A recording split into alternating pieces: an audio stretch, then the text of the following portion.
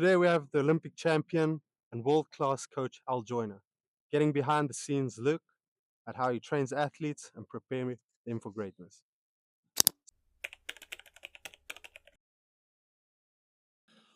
Wow, what inspired me to become a coach was really my college coach because I was majoring in business. I never wanted to be a coach. So it's Coach Guy Kocher, my great coach who believed in me, and he's gone. He's passed away, but he said one day, he said, Al, you'd be a great coach. I said, get out of here. Yeah. And I never thought I wanted to be a coach because I thought I'd have to put up with an athlete like myself. I had a couple of biggest influence, especially for the Olympics, because I thought I was going to go to the Olympic Games. My dream was to go to the Olympic Games, but be an Olympic swimmer. So Wow. that those people that inspired me was Mark Spitz and Muhammad Ali, and those are things that I just remember, just how Muhammad Ali believed in himself so much, and he always talked about it and everything else. But Mark Spitz just did something great because that's what I was. I was a swimmer. Uh, Watching Johnny Weissmuller, Tarzan. I know I'm out dating myself here, but it was about swimming. So it was really Mark Spitz and Muhammad Ali. Well, definitely the person that pushed me in my family was both my mother and father. Yeah. My father was happened to be a track star, and my mother was if I had to say, she was the mental part that what me and my sister both ended up getting. My father's strength of nothing, always pushing yourself to a level, and my mother mental case better, just always believing the best you can be, the best you can be. Yeah. Because one of her sayings was that the same people you see go up be the same people you go down that you're going down. So treat people how you want to be treated, and just do the best you can do. And that way, let your own standards be your Yeah. standards. Uh, the day that I fell in love with track and field was the day that I realized that I could be good in this event, because I was the worst guy on my track team. And the day that I fell in love with it was that it was this track meet, my high school, my senior year in high school. Mhm. And it was this hurdle event, and it was this guy that we used to compete against in middle school. And he used to say, Al, I'm gonna let you be in the front about the first 5 hurdles, and then I'm gonna take over. Now, when I look back at that, he was mentally setting me up, because I would be leading over the first 5 hurdles, and I'd be looking for him, and then he'll take over and he'll win the race. But now it was my senior year. I said, I'm gonna beat this guy. I said, it's gonna be the last time I get to see him. And I said, I'm gonna beat him. So I get in the blocks, starting blocks, I false start. And I stated in the state of Illinois back then that if you did false start, you was eliminated. So I was so upset. So I went to the triple jump. Now, to give you the backstory of triple jump, I didn't know where the triple jump was. And the first time I ever did the triple jump, I landed on the runway, and everybody laughed at me. And that was an indoor meeting. I said, I'm never doing that event again. So they teased me and laughed at me for 2 hours. But it was funny, because it was funny. I laughed with them. But I was so upset after that false start. I go to the triple jump this meet in April. It's called a St. Clair County. I'll never forget it. Went over there, and I remember did a hop, step, and jump, and I said, wow, I'm not coming down. I'm not coming down. And then I land, and I broke the meet record. That's the day that I fell in love with track and field, and that was the day that my whole life turned around, in April 1978. Because I always go back and look at it, because from that meet on, I ended up getting better and better and better. From the guy from the worst team, all my teammates started coming to the triple jump. I made the event, and it was just so excited, because I started beating everybody in the state. And then at the state meet, I ended up getting third. And it goes back to what my mother taught me. Like my coach, Coach McDowell, Coach Lennon Manley, they both said, I went to meet, I was so upset. They convinced me about winning, winning, winning. And I said, I just took third. They said, Al. They said, didn't nobody know who the heck you were at the beginning of this year? You third in the state of Illinois. That's something you should be proud of, because we never expect you to win everything else. All we wanted to do is to be better than you were before. Mhm. And you did that. Mhm. And right then and there, I said, oh, it's not about winning. It's about becoming a better you. And that's the way I coach. It's trying to make that person better than they were the day before. So any competition they leave from, they can leave from saying that I did the best I humanly can possibly did. Did I give you my best? You can walk away and say yes. So you technically a winner, because your competition shouldn't be the people in the other lane. It should be against yourself. And if it's with yourself, you're gonna always leave the competition with your head held high.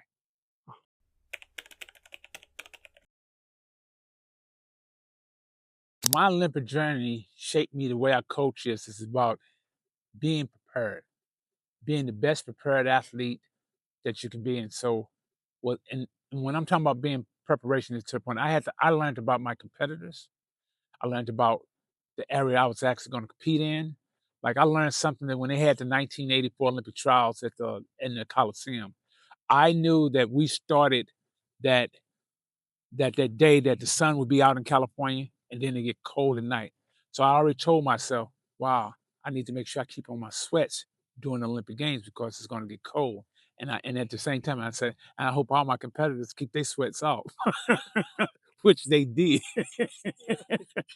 So I learned how to prepare and mentally stay focused on the task at hand and basically learn how to take one day at a time, but basically put that plan together and then be ready for the prize. I always told myself that my competition should be considered an easy workout.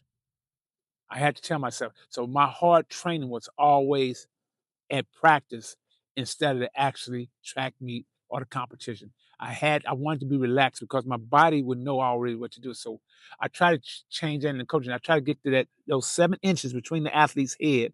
I really try to work on that muscle because once you get the body ready, it's going to be the mind that really takes over. And if you don't control the element, like people say, "Oh, I'm putting pressure," you can only put pressure on yourself.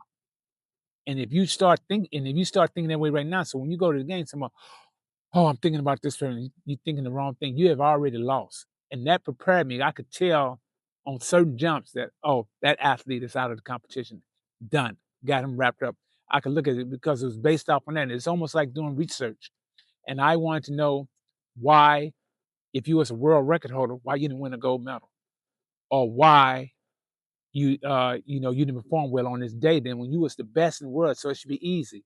And as I did research and study, I learned like a lot of athletes. I go back to two athletes that I recall studying. It was 1976 Olympic Games. One of them was a guy who went to school where I went to school, Arkansas State University, was Earl Bell.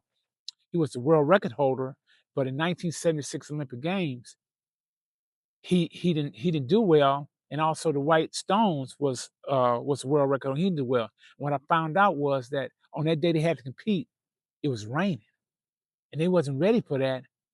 And after that, I started training in the rain because I never want the.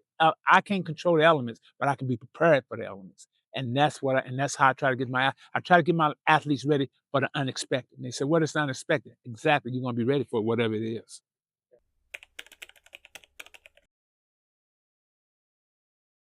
The first thing I look for is their body mechanics and see how to use their arms and see if they're natural or where their weakness. So when I have an athlete, I have evaluation. I say, let me evaluate you and let me see what you do. So without saying anything else, I ask them, say, let me do your regular warm up. And then I try to see are they serious about their drills? Do they play the drills or do they just go through the motions? So I look and see how much track knowledge they have and for its body knowledge of how they doing, are they mimicking somebody else and then basing it, your body is not that tight for that.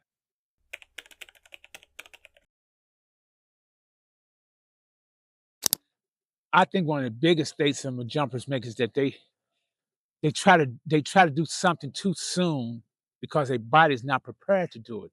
In their mind they want to do it, but you have to start off with those little muscles. And first you got to start doing just little bounding, little jumping to the point, getting your body used to what you're getting ready to do. Because what happened is they always trying to like it's almost like trying to make a beat without music. And the whole point is they trying to push, jump ahead of what they need to do. And that's what sometimes a lot of athletes, young athletes get hurt.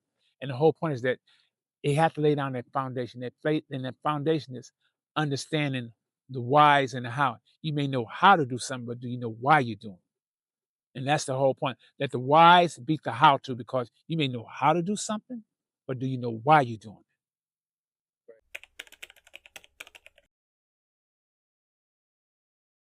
That's I find out, one thing about track and field is that that's one of the sports in high school that if you ask people to come out for track or run for track or anything else, that's a sport that most people cut themselves.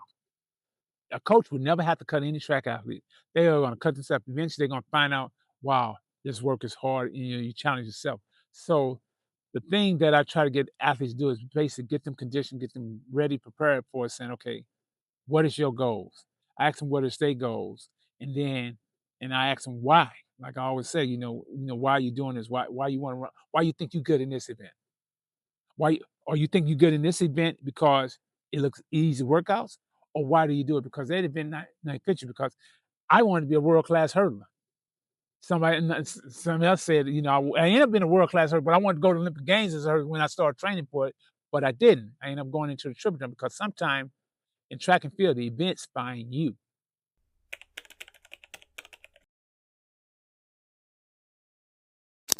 Oh wow, that's an easy one for me.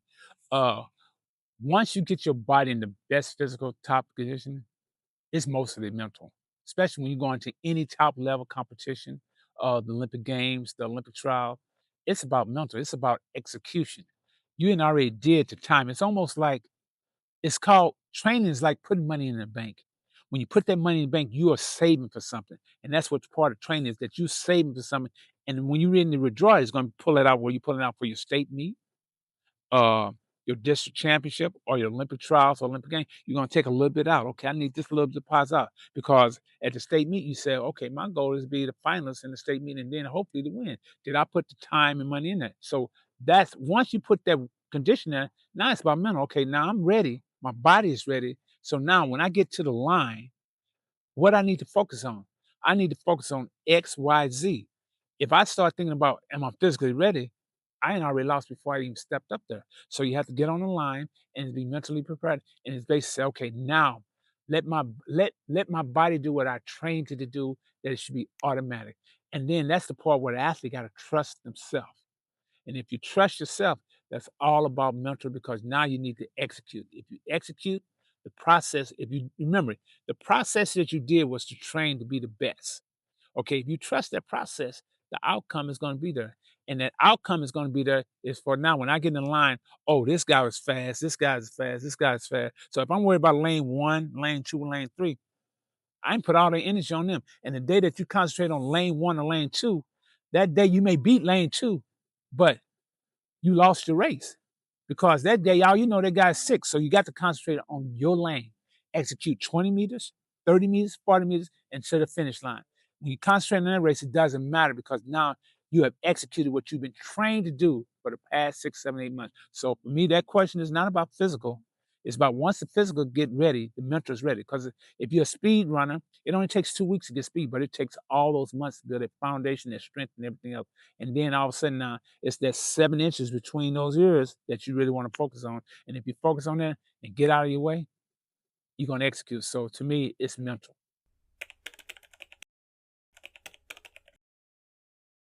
These have two type of confidence. Some of them are fear of failure and some are fear of success. And so you have to teach them confidence by through the workout plan, or let them see that, let them concentrate of execution that they're doing this. Like, or it's my thing when I'm training athletes, I never train them in the distance that I'm training them past the distance to get them mentally focused so they don't think about that because back in their mind over the years, they ain't did this event or that event or drill so many times. So you got to think of confidence. So when they say, wow, if I did this, it's a quiet confidence you're trying to get into their subconscious mind to get in that confidence. It's not being cocky, it's being confident that the work they didn't put in and they'll see it. So you end up having little tests, little drills so they can see how they improve and everything else. And then when they see that, it automatically builds self-awareness.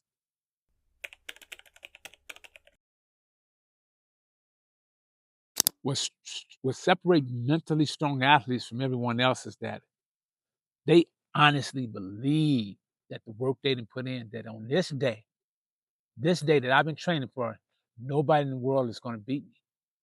Nobody, because this is the day that I've been focused on. I took second, third, and that doesn't matter. Today is the day. So you may have a mental tough athlete, but then you have one that's focused on that day. And that's the day that they want to shine. And that's for prime example, that was the thing that I thought. I said, I didn't care what I did in the past. I said, on August the 4th at 9 p.m., I'm going to be a happy camper. And everybody said, what happened at 9 p.m.? I said, I've been and won the gold medal. I didn't see myself doing it. I had already seen that I had already accomplished that I was wearing it. So that's the difference in the mental athlete and the athlete confidence because they already see themselves with a championship instead of saying, "Can't I hope I get a championship?"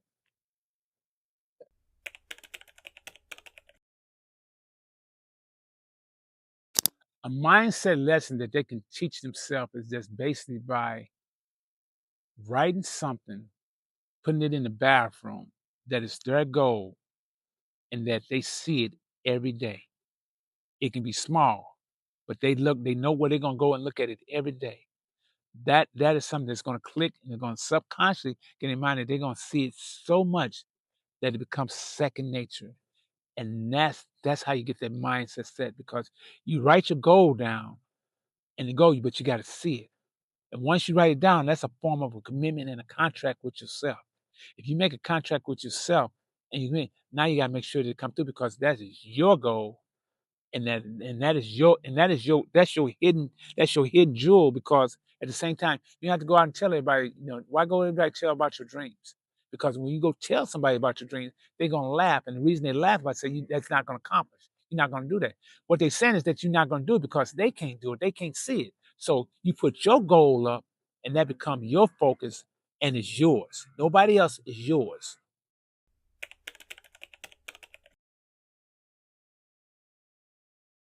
It has to be with my late wife, Flojo, Florence Griffith Joyner.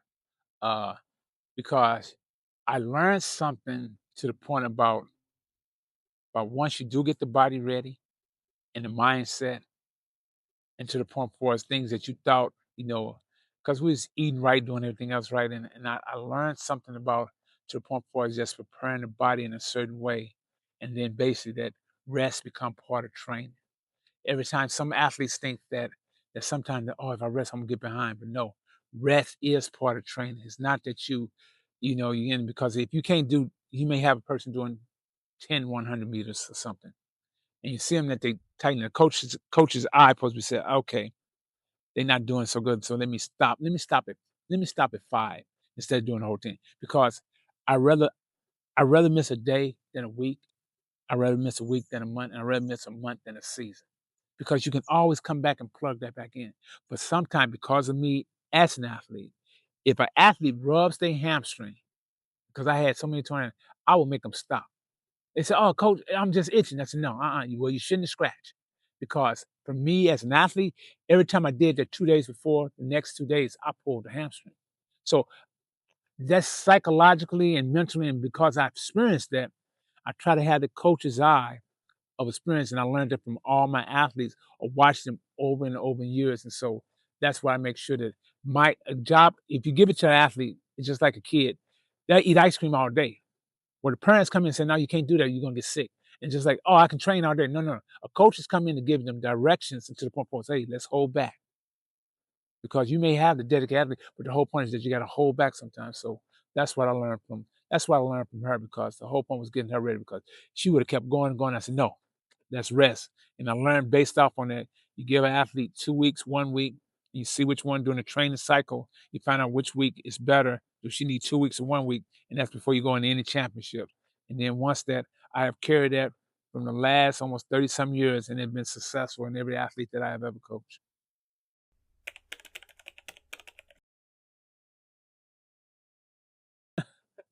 Unorthodox because the things that I do totally different and people don't understand it. And it's funny because I get this a lot because people think I'm not scientific, but if you ask my athletes, say, oh, he's very scientific, just that I come in one way. So I just basically saying it.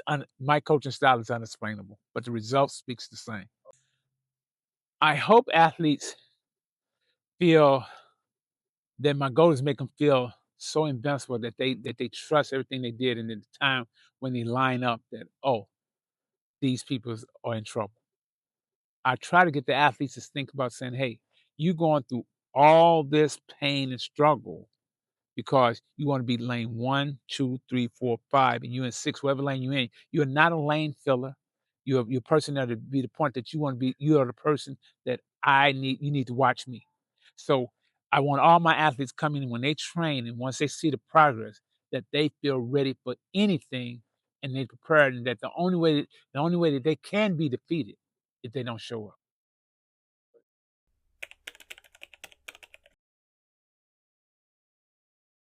You know what? It's funny because I thought I had a legacy to the point for track and field, but I think I'm more known for not being a coach than from from my running events of winning a medal, winning an Olympic gold medal. You know, well, I'm mostly known as Dojo coach and Coach Jeff Henderson, Coach Troy Bory. I ain't coach a lot of athletes, and a lot of people reach out to me, and so one of my legacies that I like to leave as a coach is that when I coach the athlete, they left better, but they left better as a human being than an athlete.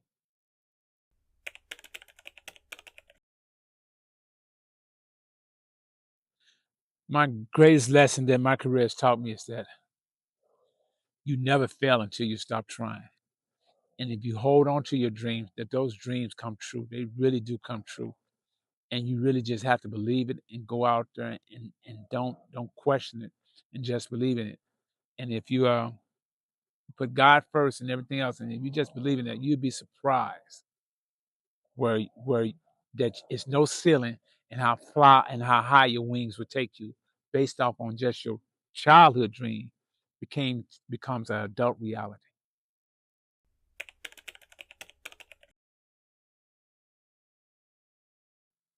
Oh, ice cream. Ice cream because I had to say ice cream because I remember when I said I was going when I was training for the Olympic Games, and I said that I had to sacrifice. I said I would not eat no more ice cream until I win the gold medal. So for almost a 2 years and a half, I did not eat no ice cream.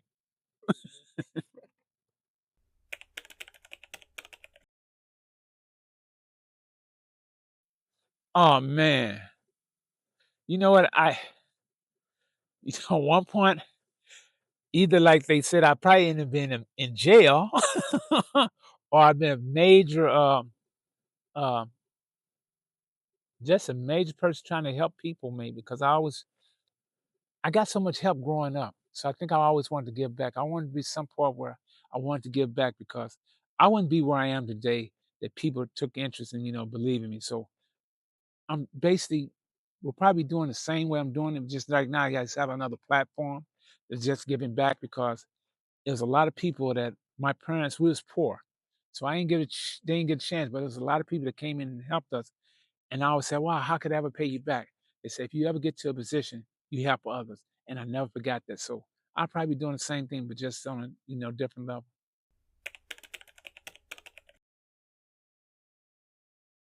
Yes, I had one song, 1984, was our theme song, "We Going All the Way" by Jeffrey Osborne. I changed all the words, and me and my sister, I just changed all the words, but it was meant that we was going all the way, and all the way was meant the top of the podium.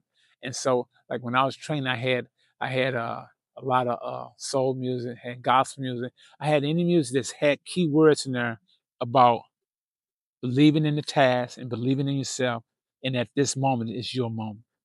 Because I never asked even when I went out, I remember the night before the Olympic Games, they showed they showed the Olympic finals.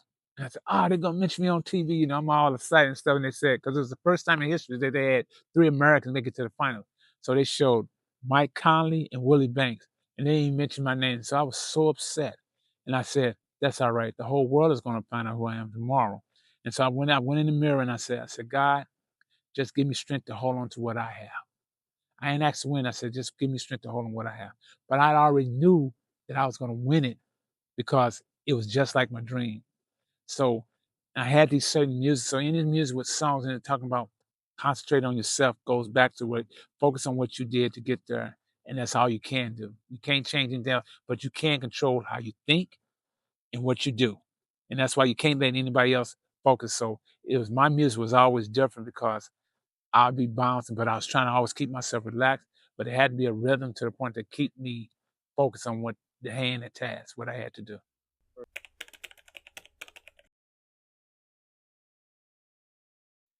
Any athlete in history who would have been it would have been Florence Griffith Joyner.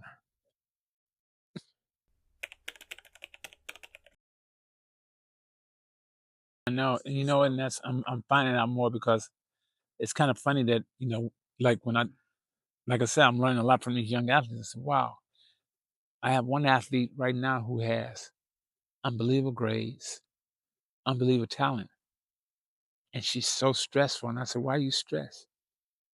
And they said, what if I'm not good enough? I said, you're good enough because I'm here coaching you. I said, first of all, I don't waste my time with anything. And I said, but I tell you something. I'm trying to tell you because it's coming from the heart. And that's one thing I learned because, I think really my Olympic coach was my high school coach because he told me that. He said, if I can get you to come to practice, you got something in you. And I thank him to this day. I call him every day saying, Coach, thank you for not giving up on me. So I know what is the meaning of a coach. And if they steer you in the right direction, that the world, like for me, I was an outlier. I was definitely an outlier. I was the worst guy on my track team in 78, and then 6 years, I'm the best in the world. So, so I'm definitely a guy that said that, yeah, I definitely believe dreams can come true. And I definitely believe in that, unbelief. If you put the work in, you can make it happen. And that's why I'm always for the underdog because I know what it feels like to be you're a joke. You just got lucky. But all like they said, preparation meets opportunity always make winners are lucky.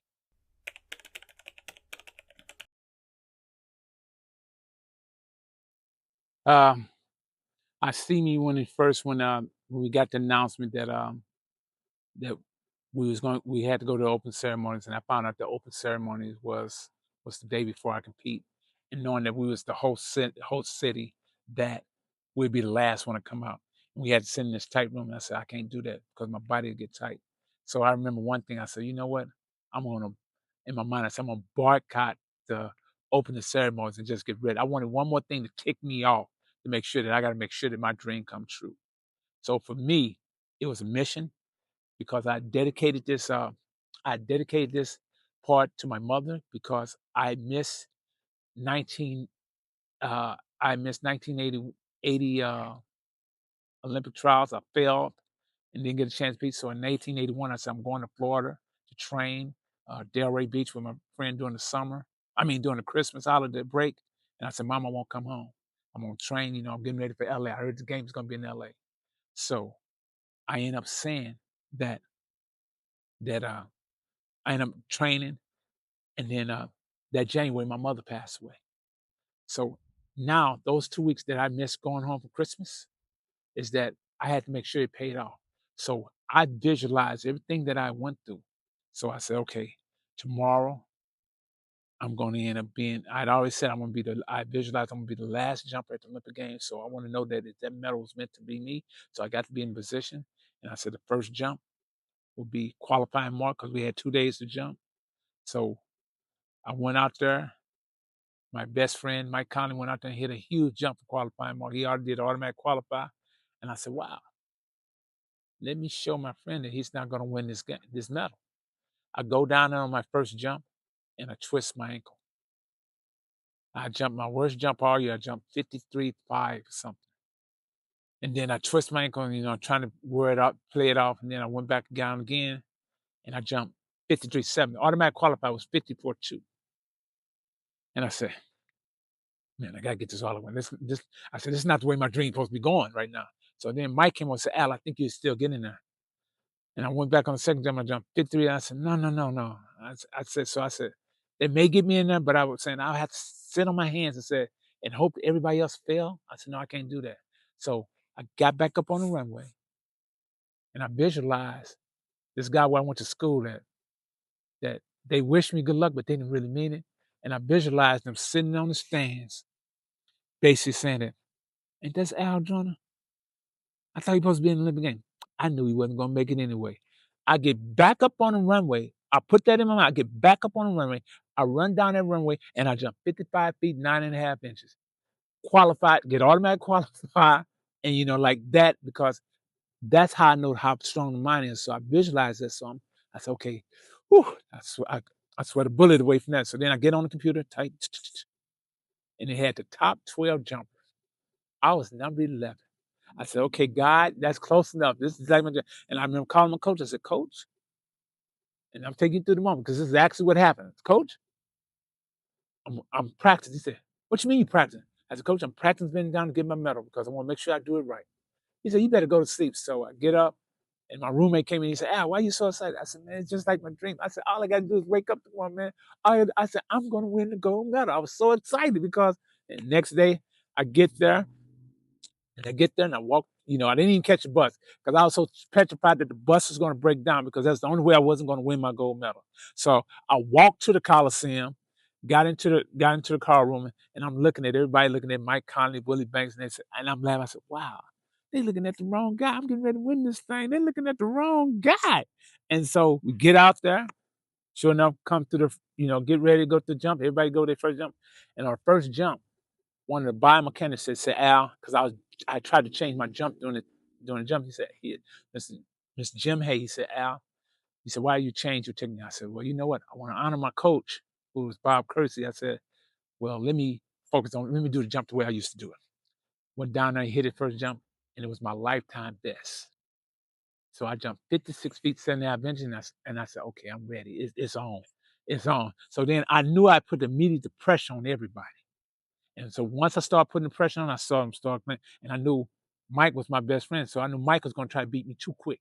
So I saw him rushing and rushing and rushing. So every time they kept saying that, Al, you was in the lead, and I said, no, you're losing. And then eventually when they eliminated to the top 8, I was the last jumper. So I knew the gold medal was going to be mine. So just that now I just have to not let this get in the way and say, Al, every time they kept saying, ladies and gentlemen, still in the leaders, you from USA, Al Joyner. I said, no, I kept on saying, so I said, wow. So Mike kind of jumps up and he hits a big jump. And I said, okay, good. I was yelling. I said, yeah. And then they raised the red flag. I think I was more disappointed than him that he fouled because it was a big jump. And I said, let me show him right now that this is it. So I got up on the runway and I said, okay, now Al, let it go. And what messed me up was that said, ladies and gentlemen, for his final check, the 1984 Olympic champion, Al Joyner. I said, wow, he just called me an Olympic champion. And so, and I take a deep breath and I just ran down runway, boom, boom. And then I said, Al, why you running down runway? I took the step, boom, boom. You're the Olympic champion, get down, boom. And I celebrated and then I got up and I just did this. And I said, you knew you was going to win. But that's what I remember. And I remember, when I got up on that podium, that my mother wasn't there, my father was there. And then to make Olympic history, that I get my medal right after my sister.